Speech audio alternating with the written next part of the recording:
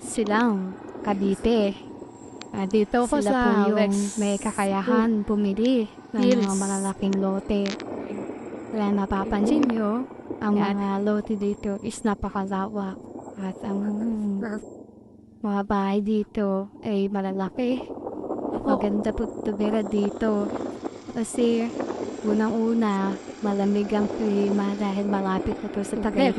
Palo lalabas. Kaya ako, nagmumotor at nagre-relax para makakuha ng magandang video at papakita ko sa inyo itong subdivision na to. Hindi dito uso ang baha. Kasi unang-una, napakataas ng lugar. Kaya mapapansin nyo, itong lugar na to ay napakaganda. Wala pong masasabi dito sa lugar na to. Tapos ang mga puno, ang dami. May mga mangga. Pag nagbunga ito, lahat pwedeng kumuha. Kasi ito ay para sa homeowners Magkakaroon din ako dito ng bahay. Ang mga bunga ng Someday. mangga. Iba't ibang puno po ang Di makikita masama. nyo dito. Pangarap. Dahil Malay mo, ibigay ng pinangangalagaan po Panginoon. ng homeowner association. Ayan po. Ayaw malayo to eh. Tayo. Maganda. Magaganda bahay para Ang lalaki.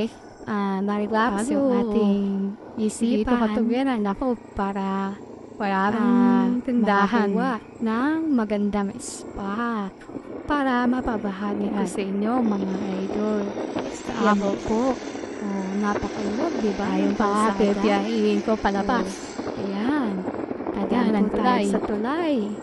Isa lang yan sa tulay na dinaanan ko. Pero ang tulay niyan ay dalawa po na ganyan kahaba. Sa ilalim niyan, meron pong ilog na napakaganda. Yan.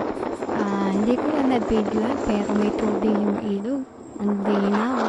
Sarap siguro maligo dyan. Kaya po, kung kayo nagbabalik Sa tulay. maghanap ng magandang lugar, gusto nyong bumili ng lote, Yung dito na po kayo pumunta. Sigurado, hindi niyo pagsisisihan bumili ng lote dito. Dahil Wala tayo na po napakaganda ng lugar. yung Hindi pag-video sayang na ang hihirapan pera na ako nyo. mag-trip eh. At marami din na mapapasyalan dito pag lumabas ka sa subdivision na to dahil malapit na